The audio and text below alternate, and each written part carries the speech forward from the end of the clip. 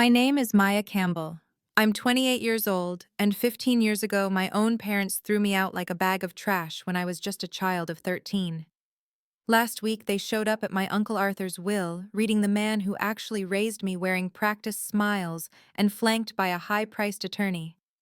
They were absolutely certain they were about to walk out with millions. But when my attorney, Sarah Jenkins, opened that sealed envelope and reached Clause 7, my mother's face went chalk white. The woman who once screamed that I was no longer her daughter suddenly looked like she'd seen a ghost. Before I reveal the bombshell that destroyed their plans, I want to connect with you. If you believe that family is earned through love, not just blood, take a second to like and subscribe. And tell me, where in the world are you listening to this story right now? Drop your city and time in the comments. I'd love to know who is standing with me today. To understand why my mother reacted that way, I have to take you back to a rainy porch in 2010 and the two black garbage bags that held my entire life. I was 13 years old, an age when you're supposed to be worried about middle school crushes and math tests. Instead, I was a girl who believed I was the root cause of every problem in my family's house. Growing up in a cramped home in Southeast Portland, I learned early on that love wasn't a resource distributed equally. It was a currency, and I was perpetually bankrupt. My father, Gary, was an auto mechanic who worked long hours and spoke even fewer words. Most of them were just echoes of whatever my mother said. My mother, Brenda, was the real force of nature. She ran our household with the cold precision of a drill sergeant, always keeping a mental tally of who deserved what. Then there was Chloe. She was 2 years older than me, and in my mother's eyes, she was a masterpiece. Chloe had the golden blonde hair, the bright blue eyes, and that effortless bubbly laugh that made people stop and stare. I looked like my late grandmother on my father's side: brown hair, quiet eyes, and a reserved disposition. My mother never explicitly called it a defect. She just never said much about me at all. I was the spare child, the background noise in Chloe's symphony. The disparity wasn't just in our looks, it was in the very fabric of our lives. For Chloe's 15th birthday, Brenda threw a massive backyard bash with 15 guests, a 3-tier custom cake from a boutique bakery, and a rented karaoke machine. 3 months later, for my 13th birthday, it was just the four of us sitting around a kitchen table in near silence. The cake was a markdown from the grocery store where Brenda worked. The frosting read "Happy Birthday" with no name, a generic leftover from a canceled order. I didn't truly grasp the depth of my displacement until I turned 12 and accidentally found a bank statement. Chloe had a college savings account opened when she was 5. Thousands of dollars had been funneled into it over the years. When I asked Brenda why I didn't have one, she looked at me with genuine confusion, as if the idea of my future was a concept she hadn't considered. "Chloe needs a head start for her dreams," she said flatly. "You're good at adapting, Maya. You'll figure it out." The breaking point arrived in May 2010. I had secretly applied for the Oregon STEM Summer Academy at Oregon State University. It was an elite 6-week residential program for students with exceptional promise in science. The scholarship was worth $4,200, covering tuition, housing, and materials. I didn't tell a soul I'd applied because in that house I'd learned that vocalizing a dream was the quickest way to have it crushed. When the acceptance letter arrived, I felt like I finally mattered. Out of 2,000 applicants, I was one of 50.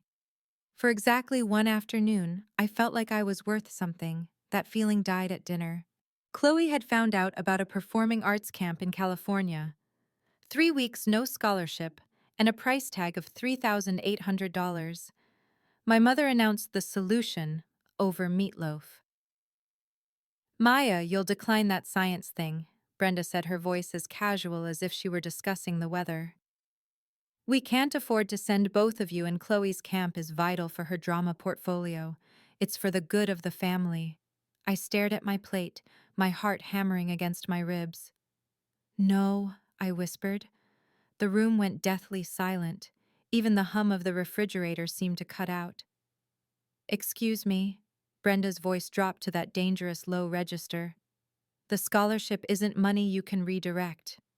I said, my voice shaking but the words clear. I earned this. It belongs to me. It's my future. My mother looked at me as if I were a stranger or worse, a defect in her perfect machine. If you can't sacrifice for this family, she said with a chilling, slow deliberation, then you aren't part of this family. I thought she was just venting. I was 13. I didn't know people actually meant things like that.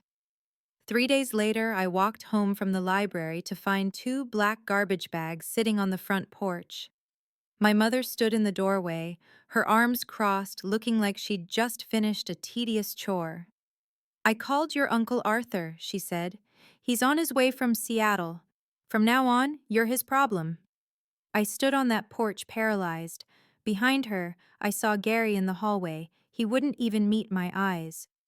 I looked up at the second-floor window and saw Chloe watching from behind the curtain.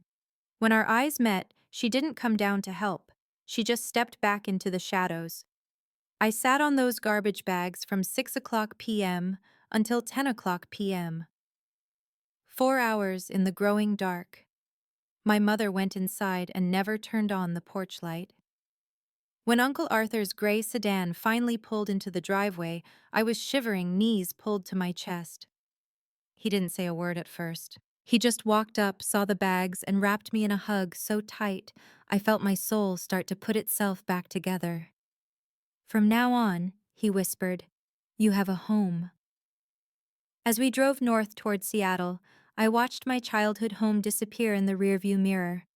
I didn't know then that while I was waiting on that porch, my parents were inside signing a document that legally severed our bond forever. It would take 15 years for that paper to resurface, and when it did, it would be the weapon that finally delivered justice. Uncle Arthur's house in Seattle's Ballard neighborhood wasn't a mansion, but to me, it felt like a cathedral of safety. For the first time in my life, I didn't have to shrink myself to fit into the corners of a room. I had a space that was entirely mine, and more importantly, I had a guardian who didn't view my existence as a line-item expense. Arthur Campbell was a self-made man. He had built Campbell Property Holdings from the ground up, starting with a single rundown office building he bought after working double shifts for 6 years. By the time I arrived on his doorstep with nothing but 2 garbage bags, he owned a dozen properties across the Seattle metro area. He had never married and had no children of his own. He told me later that the night Brenda called him to dispose of me was the angriest he had ever been and the luckiest he had ever felt. They didn't just give you up, Maya, he told me once while I was studying for a calculus exam. They threw away a diamond because they were too busy polishing a piece of glass. Their loss is my greatest blessing. Arthur didn't just give me a roof. He invested in my soul. He saw my hunger for knowledge and fed it. I poured all my childhood hurt into my books. I graduated from high school as valedictorian president of the math club and a 4.0 student. When the University of Washington offered me admission to the Foster School of Business, Arthur cried. By 2018, I had my bachelor's degree in finance, graduating summa cum laude. I spent 18 months at a top-tier accounting firm to prove I could cut it in the real world, before Arthur asked me to come home to the family business. I started at the bottom, data entry, lease analysis, walking the properties in the rain to check for leaks. I earned every promotion. By 2021, I was the CFO. On my 26th birthday, I was managing a portfolio valued at over $23 million. On that birthday, Arthur sent me an email that I still have starred in my inbox. The subject line was, "To my daughter." The message was simple. You don't need to prove anything to the people who abandoned you, Maya. You only need to prove to yourself that you are worthy of the space you take up in this world. Happy birthday. During those 15 years of growth, my biological family reached out exactly 3 times. The first was in 2012. Brenda called Arthur, not me, to ask for $5,000. Gary had lost his job at the shop and things were tight. Arthur declined. He told me afterward, his jaw tight with indignation. They didn't ask how you were doing in school. They didn't ask if you were happy. They just asked for a check. I told them the bank was closed. The second contact was in 2016. A formal wedding invitation arrived for Chloe's wedding. No personal note, no, "We miss you," just a printed card sent to Arthur's address. I didn't go. I didn't send a gift. I had finally realized that being blood didn't give them a VIP pass to a life they had forfeited. The third time was in 2020. Brenda sent me a direct email for the first time. The subject line was, "Checking in," but the body of the email was about an article she'd seen in the Seattle Business Journal about our company's expansion. She suggested we catch up over coffee. I deleted it without replying. I wasn't being petty, I was being protective. I had built a beautiful, stable life, and I saw no reason to let a wrecking ball back into it. Then in 2024, the world shifted. Arthur was diagnosed with advanced congestive heart failure. The doctors gave him a year. He gave us 8 months of grace. During those final months, he was incredibly focused. He met with his attorney, Sarah Jenkins, multiple times. When I'd ask him what they were discussing, he'd just pat my hand and smile. "I'm just making sure the porch light stays on for you, Maya. Focus on the business. I've handled the rest." Arthur passed away peacefully in February 2025. I held his hand until the very end. I was devastated, lost in a sea of grief for the only father I had ever truly known. 1 week later, while I was sitting in my office trying to make sense of a world without him, my phone buzzed. It was a Portland area code. "Maya." The voice was unmistakable. It was Brenda. She didn't lead with, "I'm sorry for your loss," or, "How are you holding up?" "I heard about Arthur," she said, her voice calculated. "It's a tragedy. Gary and I will be there for the will reading. Family has a right to be present for a brother's estate, you know. We've already hired an attorney to make sure things are handled fairly." I looked at the photo of Arthur on my desk. He was grinning in the picture, looking like a man who knew a secret the rest of the world hadn't caught on to yet. "Come if you want, Brenda," I said, my voice as cold as a Seattle winter. "But you might want to bring your own garbage bags this time. You're going to need them for your dignity." The morning of March 14th, 2025, was draped in the classic Seattle gray, a heavy, mist-filled sky that mirrored the gravity of what was about to happen. We met on the 47th floor of the Columbia Center. Through the floor-to-ceiling glass, the Olympic Mountains were hidden behind a shroud of clouds, leaving us in a suspended world of steel and silence. I arrived early. I wore a tailored navy suit, sharp professional, a suit that said I belonged at the head of a boardroom table. I took my seat at the center of the mahogany table, flanked by Sarah Jenkins and a few senior board members from Campbell Property Holdings. Also present were representatives from Seattle Children's Hospital and the Northwest Wildlife Fund organizations Arthur had supported for decades. At exactly 2:03 p.m., the elevator doors hissed open. Brenda stepped out first, and I had to hand it to her. She knew how to dress for a performance. She was in a designer black dress and a string of pearls, her face set in a mask of dignified grief. Behind her came Gary, looking uncomfortable in a suit that was clearly a decade too small, and Chloe, who looked around the luxury office with a hunger in her eyes that made my skin crawl.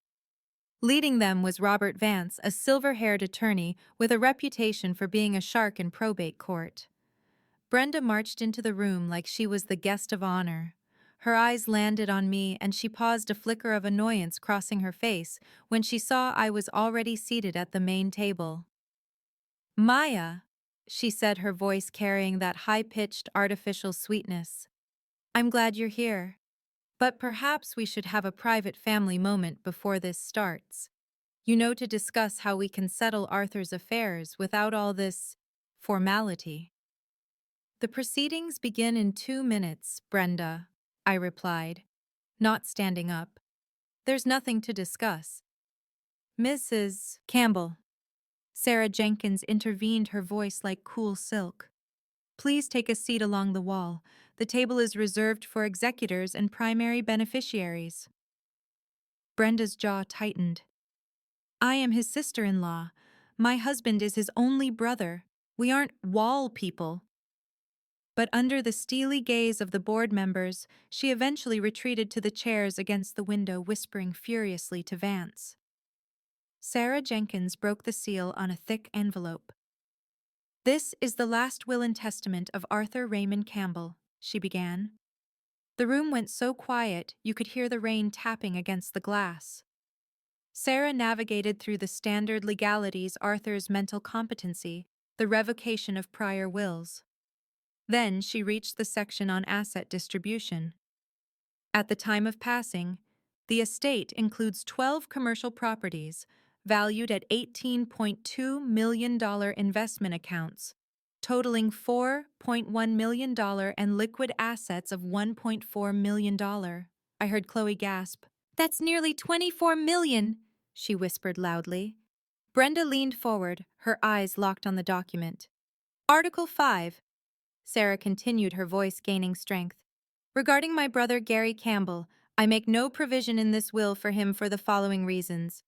First, in 2002, Gary borrowed $80,000 from me for a business venture. 23 years have passed and not a single dollar has been returned. I consider the debt settled by his exclusion from this estate." Gary's face turned a deep, embarrassed crimson. Brenda started to rise, but Sarah didn't stop. Second, and most importantly, Sarah's eyes flicked toward Brenda. In July 2010, Gary and Brenda Campbell voluntarily executed a legal document relinquishing all parental rights to their daughter Maya. In doing so, they legally and morally severed themselves from my family line. They are in the eyes of the law strangers. "That's a lie," Brenda shouted, standing up. "That was a temporary arrangement. We were struggling. You can't use a 15-year-old mistake to rob a man's brother." Vance stood up too. "My clients intend to challenge this on the grounds of undue influence. Maya isolated Mr. Campbell and—" "Mr. Vance," Sarah interrupted, sliding a folder across the table. "I suggest you look at the King County Family Court File 2012-AD-3291. In September 2012, Arthur Campbell formally and legally adopted Maya. Since your clients had already signed away their rights 2 years prior, no consent was required." The air left the room. Brenda sank into her chair as if her bones had turned to water. "And finally," Sarah said, opening a smaller envelope, "Arthur left a personal note for this moment. Maya, if they are listening to this, it means they showed up for the money they never earned. I didn't save you that night in 2010. You saved yourself by being exactly who you are. I am leaving you everything because you are my daughter, in every way that matters. To Brenda and Gary, you threw away a diamond. Don't be surprised when you find you're left with nothing but dust." Brenda looked at me, her eyes darting, searching for a weakness. "Maya, sweetheart," she started, her voice trembling. "We're still blood. You wouldn't really let your parents go home with nothing, would you? Think of Chloe." I stood up then. I looked at the woman who had left me in the dark on a porch 15 years ago. "I am thinking of Chloe," I said. "I'm thinking of how lucky she was that you chose her. And I'm thinking of how lucky I am that you didn't." I turned to Sarah. "We're done here. Please escort the guests out." As they were ushered toward the elevator, abandoned even by their own attorney who realized he'd been lied to, I felt a weight lift off my shoulders that I hadn't even known I was carrying. Arthur hadn't just left me a fortune. He had left me the ultimate gift, the final word. The aftermath of the will reading didn't come with a thunderclap. It came with the quiet, clinical precision of justice being served. 1 week after Robert Vance stormed out of that conference room, Sarah Jenkins filed a formal complaint with the Washington State Bar Association. It wasn't about revenge, it was about professional integrity. The complaint outlined Vance's blatant conflict of interest. He had actually consulted for Uncle Arthur years prior and used confidential knowledge of Arthur's estate to lure Brenda and Gary into a meritless lawsuit. 2 months later, the ruling came down. Vance was suspended from practice for 6 months and hit with a $15,000 fine. I heard later that his firm's top 3 clients jumped ship within the week. He had gambled his reputation on Brenda's greed, and he had lost everything. As for my biological parents, the silence was broken by one last desperate attempt at manipulation. In late April, an email appeared in my inbox from an address I hadn't seen in years. Brenda. She didn't lead with an apology. Instead, she wrote a long, rambling mess about how overwhelmed she was in 2010, citing financial stress and mental exhaustion as the reasons she put my life in garbage bags. She claimed she wasn't asking for money, but then spent 3 paragraphs describing Gary's medical bills and the fairness of a family settlement. She closed the email with, "I love you, Maya. I always have. Love, Mom." I sat with that email for 2 days. I read it to my therapist, Dr. Hayes, who asked me a single question: "Do you see a mother in these words, or a debt collector?" The answer was clear. I replied with 4 sentences: "Brenda, I forgave you years ago for my own peace of mind, not for your benefit. But forgiveness is not the same as access. Please do not contact me again. My family is already at my side." She never replied. She couldn't, because for the first time she had no leverage. However, the most unexpected closure arrived in a wrinkled hand-addressed envelope with a Portland postmark. It was from Chloe. "Maya." The letter began, the handwriting shaky. "I'm not writing to ask for a dime. I'm writing because the image of you sitting on that porch in the dark has haunted me for 15 years. I was 15, I was old enough to bring you water. I was old enough to sit with you. Instead, I watched from behind a curtain like a coward because I was afraid of losing Mom's favor. I watched them sign you away and I said nothing. I'm not asking for a relationship. I just wanted you to know that I know I failed you. You deserved a sister and I was just a ghost." That letter did what Brenda's millions of words couldn't. It moved me. It was the first honest thing to come out of that house in Southeast Portland. I didn't rush to embrace her. 15 years of distance doesn't evaporate overnight, but I did write back. We started with a 15-minute video call, then 20. We kept it surface level, talking about her kids and my work. We aren't sisters in the traditional sense yet, but for the first time, the air between us isn't poisoned by Brenda's lies. On March 14th, 2026, exactly 1 year after the will reading, I stood outside the very first office building Arthur ever bought in Capitol Hill. We had just finished a full renovation, new glass, sustainable energy systems, and a vibrant community space. But the most important addition was a small bronze plaque by the entrance. It read, "The Arthur R. Campbell Building, dedicated to the family we choose and the light that stays on." Under my leadership, Campbell Property Holdings grew by another 12% this year, pushing our portfolio to over $26 million. But the number that mattered most to me was 5. That's the number of students who received the first Arthur STEM scholarships this fall. 5 kids from broken homes, who like me just needed one person to believe their dreams were worth more than a summer camp deposit. As I touched the cold metal of Arthur's name, I realized that Brenda was right about one thing: blood is blood. It's a biological fact. But family is a verb. It's the person who drives through the night to pick you up. It's the person who signs the papers to make you theirs. It's the person who leaves the porch light on when the rest of the world goes dark. I looked up at the clear Seattle sky, feeling a peace so deep, it felt like a physical weight had been lifted. I finally understood what Arthur wanted me to know. I didn't just inherit his money, I inherited his strength. And that is a legacy no one can ever take away. Maya's journey proves that your worth is never defined by those who fail to see it. Blood may connect us, but love and loyalty are what truly build a family. Remember, you don't need permission to set boundaries or to choose a life that honors your peace. If Maya's story of resilience touched your heart, please hit the like button and subscribe to join our community. What would you have done in her shoes? Let us know in the comments below. Thank you so much for watching, and we'll see you in the next story.